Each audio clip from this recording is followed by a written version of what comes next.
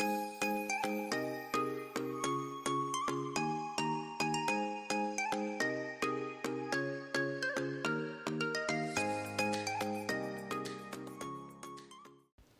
everyone, welcome back, and welcome for the first time to many of you new subscribers. I really want to thank you and welcome you to my channel, and I do have to thank the lovely Diane for her recommendation of my little video channel. She is kind and wonderful and thoughtful, and she reached out to me with a beautiful supportive hello when I first started doing these videos at the beginning of the year. So I'm very, very grateful that she still keeps me in mind and has recommended my little channel, and I certainly hope that I don't let you guys down now. This is going to be a fun little one. It's a little bit long. So let's get to painting now. I was hoping that I could do something simple with you this time. So I know a lot of people are taking time away for themselves, for family at Christmas, time away from work perhaps, and I thought, well, this would be something that could be simplified and not too complex with colours either, and hopefully something that anyone could have a go at over the holidays and have some fun with. So I'm going to do a palm tree.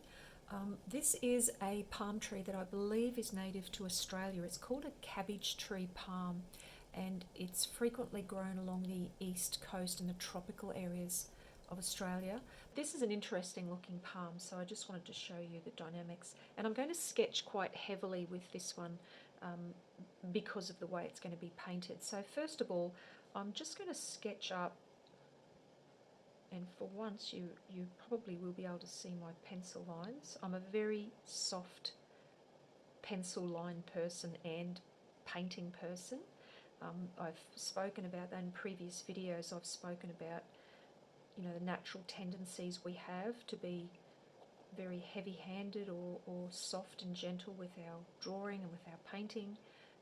And watercolor, I have to say, does benefit those who prefer to sort of work quite light and then build their way up. So just be aware, if you're a heavy-handed drawer, hold the pencil back from the tip, and you can even change the way you hold it. If you hold it like this, just between those two fingers, that really is quite difficult to draw really heavily with accuracy. So you'll find that your marks will become, you know, a lot lighter, a little bit sketchier, which may help you if you're a really heavy-handed drawer. So I'll just leave it at that. I'm literally going to just put the horizon in behind here. Can't find a ruler, but I'll just use this pencil, oopsie, as a guide. I want it about here. Yeah, about here. It's just a guide, so I sort of, sometimes if you lock your hand on the edge of your pad and you just grab your pencil and move it across like that, it'll keep the same distance from the edge, and you can get a nice, pretty nice horizon.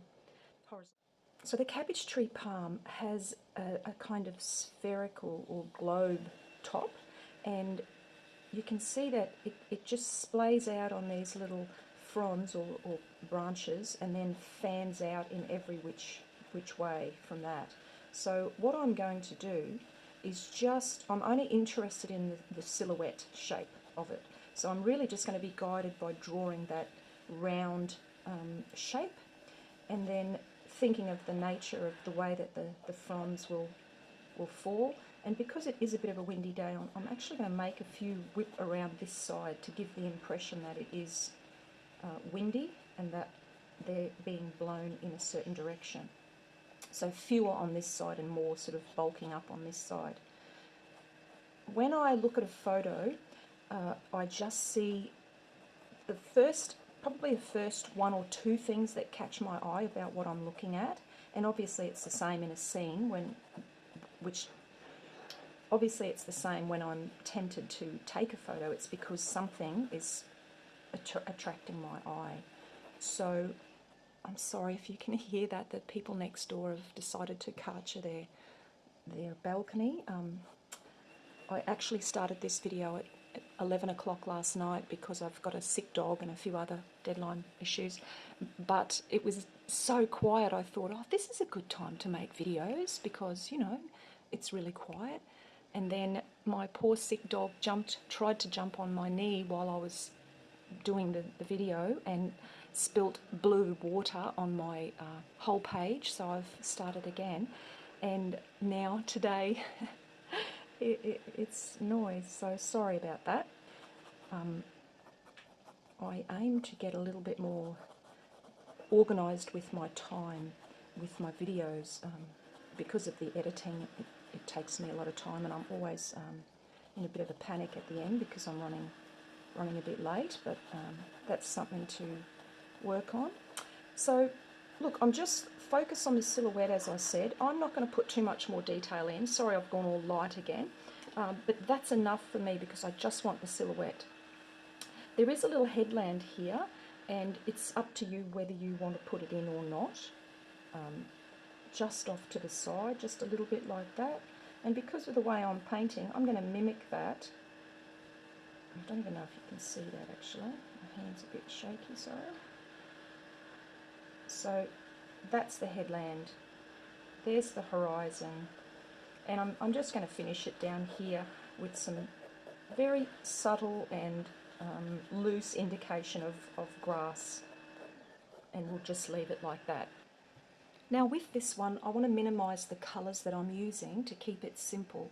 So it's going to be a late afternoon sort of sunset scene.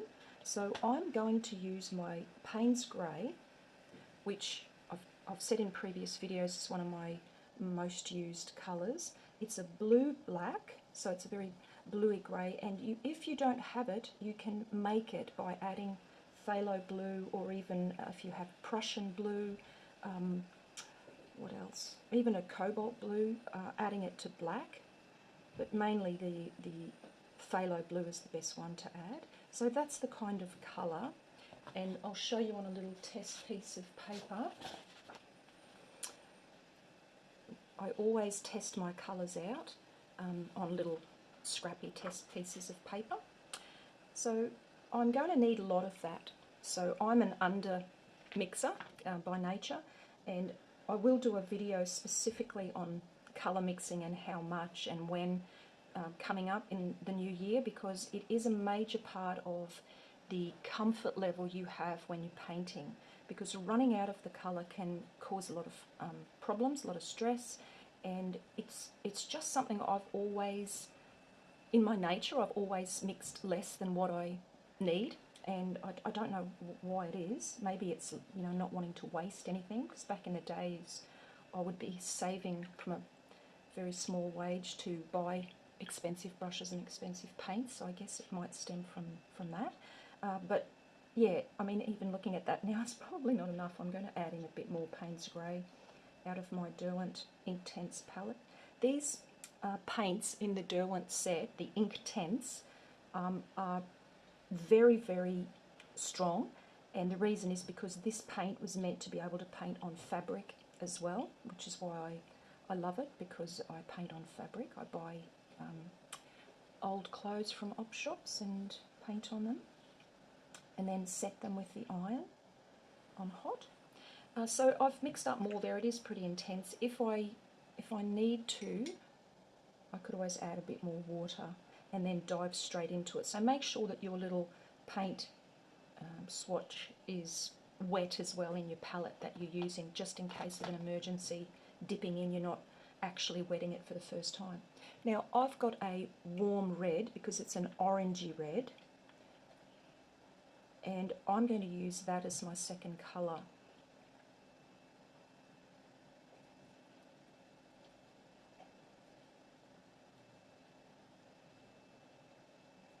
This is a very strong colour as well, so I don't need as much of it. I think that should do me. And I'm adding water, of course. It's not just that colour and nothing else. That's the colour there. And I might go with the, I'm not sure what this colour is called, but I call it just a deep yellow.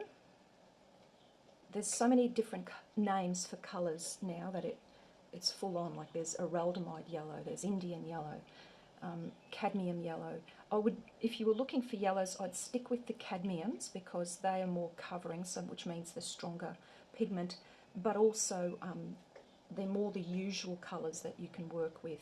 Some of the colours, like Indian yellow, looks like this, but when you use it, it's a very lemony light colour. So the cadmiums are true to their colour on the tube, which is a little bit easier to work with as a beginner or someone new to watercolour.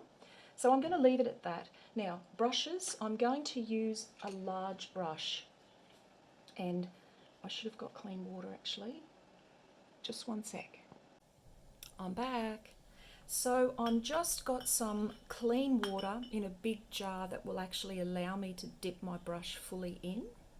And I'm wiping off the excess, but only slightly. I'm not really wiping out a lot of the water. And I'm going to literally just wash across the page and back. I'm going over my pencil, and notice that I drew this one in lead pencil, not watercolour pencil as I often use. That had a reason. It's because I didn't want any of the trees to run. So I've really laid down some water there, and I crisscross it as well, which means I haven't got any gaps. I wanted it to have good coverage.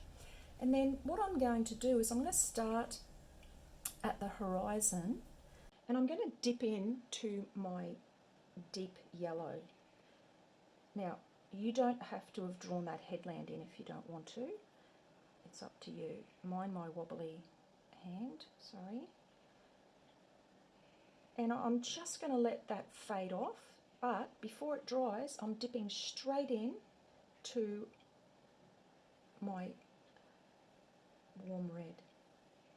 And I'm just going up and back. You can crisscross a little bit, but you don't need to work it too much.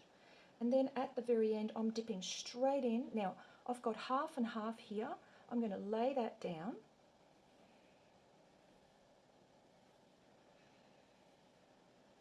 And if you don't want to, you don't have to have 3 colours. You might just have the middle, the orange. You may just have the blue. You may just have the yellow. It doesn't matter. It will work without the 3. But the key things to remember are try to keep your stroke slow and a little bit more regulated instead of 1, 2, 3 strokes. You noticed I did big sweeping strokes. And also, if you aren't going to use a big brush, then use as wide a brush as you can, or if you're using a round brush, use one with as big a head. Oh, this isn't a round, but it's a mop head, I think it's called. Anyway, try to use as full a bristle as you can, because you really, the key is actually picking up a lot of colour. And down here I'm just going to do the same sort of thing, but I'm using my brush more on the side. So I've cleaned it, it's got a little water in it, actually it's probably got too much water in it. I'm dipping it into the yellow, but I'm going to make it quite thin, lay it down, and a little streaky, straight into the orange or the warm red.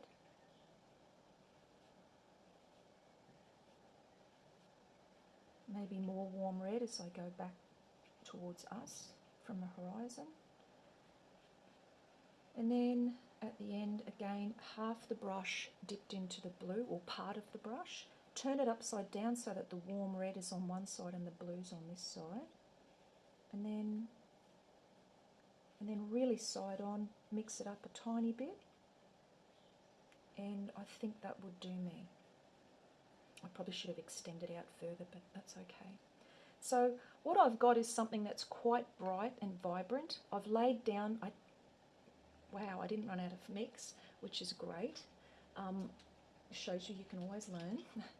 And now I'm just waiting for this to dry. So I've got the headland in, so I'm just going to do that when this dries. But with the bottom part, I'm not going to do it wet, because it's important I keep that crisp edge. Now this here is a little bit heavy. If I had been noticing it, I would have lifted a little bit out just with a drier brush. So I won't do it all, but you can see that if you rub very gently over something with a drier brush, not that, put a bit of pressure on it, you can literally take colour out and make it seem lighter. But you can run into problems doing this with watermarks, etc. So I'm just going to leave it. Now, the main things to look out for is your brain will immediately panic when you have to dip into a second colour. And that's, look, I would just say lean into that fear, because part of watercolour is being able to grade a colour from one to another. And if you can learn this, it's an underlying skill in so many paintings. And I will refer back to this little one that I did that I just love. Even grading a colour from dark, that's a different blue, so that's Payne's grey with ultramarine, going into phthalo with a bit of probably Payne's grey in it, and then watering off. So it's key to creating mood, movement, a subtlety in the sky or water or even on a wall. And it's something people tend to freak out about, because you can see what you might think of as a mistake or as a bit that you don't like, or a mark on the page. That is irrelevant. That's just bumps in the road on the way to learning. And this one here, I said simple, and it may not be simple in your mind, but I said simple because we've only got 3 colours. We've got one big brush with a lot of water and colour going down, so you don't have to think about lots of different things. And when I talk about dipping it, I know I make it look easy, but if you are willing to try these things and fail, then you're failing forwards. You're not going to get worse at gradient washes from practice. You are going to get better and more confident every time you do them. So whether you want to use just the one colour to start off with, because you might be wanting to give it to someone for Christmas, or you don't want to have too much work in 3 blends, then by all means don't do it. I would just tend to use leave the Payne's grey out and just use one of these two. So a warmer yellow or a warm red. And looking at that as it dries now, I might even just touch in a little more stronger yellow. I've gone to a small round brush because now I'm not concerned about the area that I'm covering. I'm more concerned about the mark that I'm making, and I want it to be a long, watery ripple looking mark. And I might wet my brush now, load it up with a little more colour, pull out a random hair, whew, it's like my chin, and just wash that along the horizon line to give me a little bit more pump in that pressure. Sorry, I've had a really bad night of running downstairs with a gastricky dog on the hour. All right, so that's pretty dry now. So the next thing that we're going to go into is just our Payne's grey, but we don't want it runny like this because it's not going to give me the effect I want. I'm going to go back to my palette. So I'll bring my palette back in, and I'm just going to use it damp from the little, forgive me, I can't remember the name of these, the little pot of colour. Oh, man. Anyway, so the things I already know. Well, I know the shape of the headland. I'm just going to brush that in. I have got a bit of a shaky hand today. If you're new to my channel, don't worry about it. It happens a bit. I've got a bit of a tremor in my hand. Oh, gee whiz. And sometimes it's bad, sometimes it's fine. It's just a bit annoying, but that's okay. So, yes, I'm not saying to do the wobbles on purpose. It's just my little thing. Now, looking at this silhouette, this is a silhouette colour for me. This is a little bit bluish than what I wanted. So if you're, and mind you, Payne's grey changes a lot with different brands. I've seen very black Payne's greys and I've seen very blue Payne's greys. So I'm going to grab some Payne's grey, put it down here, see how dry it is, it's not runny, and I'm adding black to it. And what that's going to do is it's going to darken it and it's also going to stop it from looking so blue, but I'm not going to do it all the way to the edge. So the main essence of this headland is going to stay really dark, but on the edges I'm going to let it go a little bit lighter. Now I'm wetting it a bit because now I just want to add in the horizontalness of its reflection. And if you look back at my canal paintings, there's 3 of them when we did a canal scene, you can look at that and learn more about what I'm doing here now, which is the horizontal reflection, which is really important. Okay, that's done. Now I go back to the drier mix. So I need more paint, Payne's grey and a little bit of black, and I should have tested that colour out. So that's what I'm working with. It's really, really dark, but if you water it down, you can see it's still got colour. It's not just black. I do need a fair bit of it. And from here, I'm just going to use the pointed brush, but I'm going to use the stiletto technique. So I talk a lot about stiletto being straight down. On my finger, here's the paper. So the stiletto is straight down, and then the sandshoe is flat. I'm not using the sandshoe, I'm using the stiletto. So very vertical. And I'm more concerned about capturing the nature of that fan cabbage tree palm frond. It's a little bit dry, so I'm just going to tip the very point of my brush into the water. Oopsie, that's probably even too much.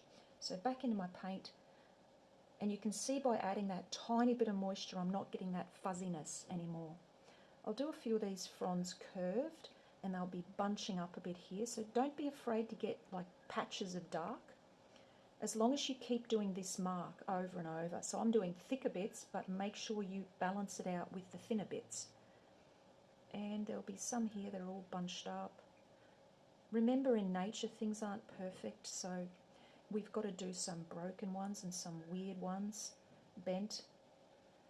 It makes it look more realistic. Now it's getting a bit dry again, so back in just the tip of the brush into the water, back into the paint.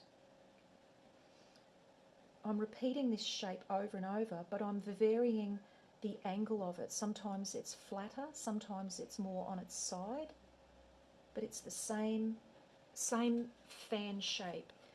Now, remember the subtleties of watercolour, because even me talking then, I've dried the paint out a little bit too much for what I need. So sometimes being a beginner, you overlook the subtleties in things because you don't think it makes much of a difference, but even that curved one is wrong. For me, I want it stiff and pointed, so I want the ends to be finer than the start, so I'm pretty happy with that. So yeah, the subtlety of like, oh, that's a tiny little bit dry. Sometimes, because you don't know, anymore, you will keep fighting it with the fuzzy fronds, and you'll keep going, and then eventually you'll go, oh, it doesn't look like hers. The reason might be the tiniest reason, not a big reason. So it's not as if you're not meant to be a good watercolorist, or you're always going to be frustrated. It's actually that you're not aware of the subtle differences. And it's a water-based medium, so when things start to dry out, even if it's the tiniest bit, it's going to affect the mark that you make. I have been painting with watercolours since 1987, professionally. Before that I started in about grade 3, which is, 1960 something. I can't remember. But anyway, so I know this medium really well, and I'm building my value of teaching on helping you miss out all of the joining of the dots that I did over the years, so that you can get to a point where you're starting to see good results, and results not good in the sense, good results that you want, because everyone wants something different. I want looser work than I used to do for my actual job, so less photographic, more intuitive and emotional, and you might want more photographic. That might be your thing. So I just want to enjoy painting and sit here and be in my happy place without my brain going, oh, that stroke doesn't look very good, and take away that negativity. So even now I can see my brush is drying out just a little bit. And I'm very aware of it. I'm aware of how much I'm covering. You know, some areas could be darker because I'm looking at contrast between the background. If this isn't heavy enough, it's going to look see-through, and it's not see-through, it's a silhouette. So continue to be dark with your colours.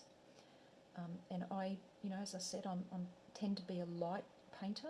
I paint gradually and build up to the darks very slowly. So I have to be aware. And when you're painting, if I can remind you and then you remind yourself of your tendencies, you can be prepared for that, and you can go, oh, I must paint darker because remember it's a silhouette.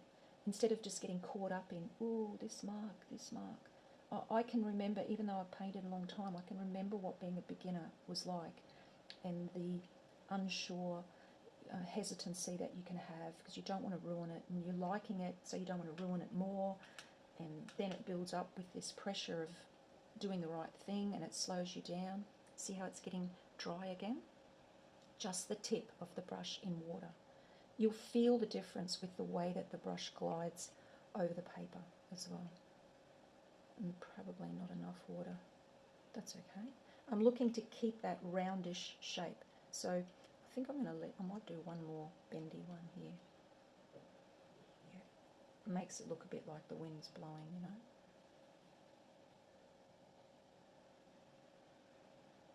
And it's an ongoing assessment, and you'll get better at assessing it for yourselves. You can mentally be thinking, oh, it's fine for her to say, oh, just check this, be aware of this. I don't even know what I'm looking for. That's why you're watching my tutorials and people like Diane's tutorials. You know, you have to be reminded and told and informed on these little tricks and tips that you just don't know about. That's why you watch videos of people that know, and I find it makes me very happy to be able to help. So I don't care here about the perfect shape of the trunk. Did you see what I did? I loaded my brush with colour, put it at the top, laid it down like a sand shoe, and I'm moving my entire arm back. In fact, I'm leaning back in my seat to bring that towards me. That is an awkward stroke painting towards you, so a really good thing to do is do that. Lay it down, have it prepared, pressure, and then just move your entire body back. Keep your wrist straight and move your body and your arm perhaps from the shoulder. That will give you a much steadier line, and it's a much more comfortable way to do it. If I wasn't teaching this, I would rotate my page and paint it right to left because I'm left-handed and that's my comfort movement. Look at that natural movement of my hand. This is not natural to me, it's awkward. So same with this, and I'm putting the back of my little finger down on the paper and the back pad of my hand on the paper to help me keep that distance right. So here we go again, loaded, pressure down, and I'm moving my whole body away. I'll do it again and again to fill that in. It's a bit thin with paint. Okay, and just lastly, I want it a bit dry now, so vertical, stiletto,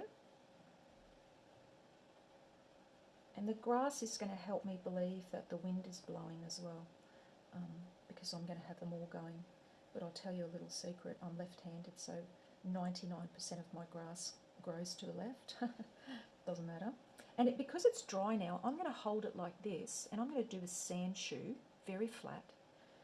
And I'm just going to rub it along here because I want the texture of the paper to allow something to be missed. And you see how because the paint is dry, I'm leaving a bit of paper, which just gives me the illusion that there's texture there. Maybe it's grass, I don't know, doesn't matter.